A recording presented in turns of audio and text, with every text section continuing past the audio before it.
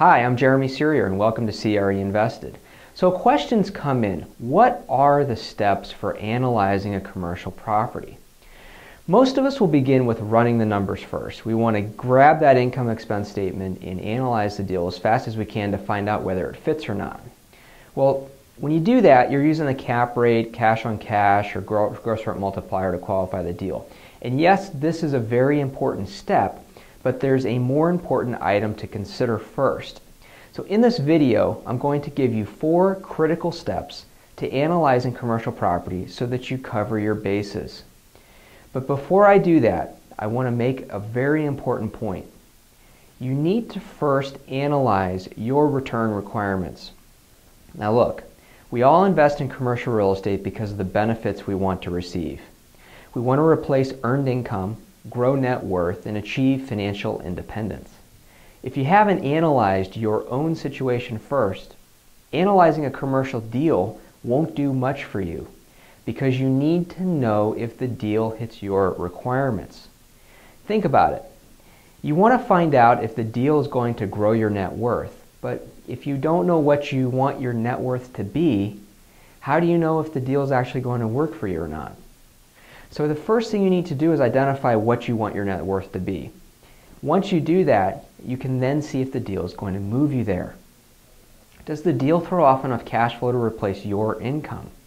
If you're still working for a living and you want your commercial real estate to replace that earned income, then you need to know exactly how much cash flow you're going to need coming in on a monthly basis from that investment in order to get you out of your job.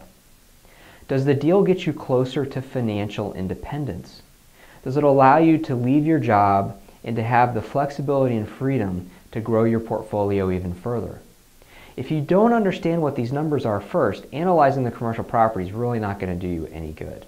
So before you go through these 4 steps, please pause the video and take a moment to write down what you think those answers might be. Once you've answered these questions, you can analyze a commercial property and know whether it meets your requirements. So here are the 4 critical steps you should always follow to make sure your bases are covered. Step 1.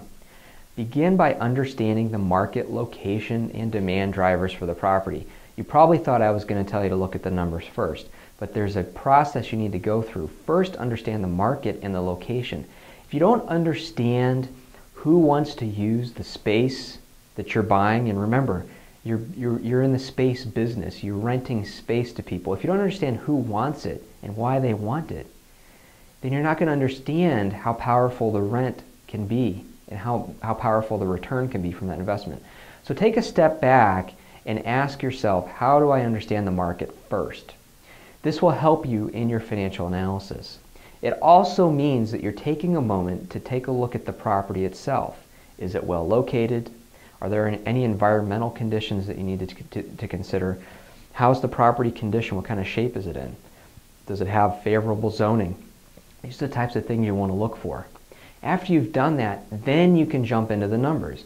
You can evaluate the quality of the income stream. Does the property provide a durable cash flow that can service annual expenses, debt service, and meet your cash on cash return requirements? This second step is critical. You want to make sure that you have a durable income stream.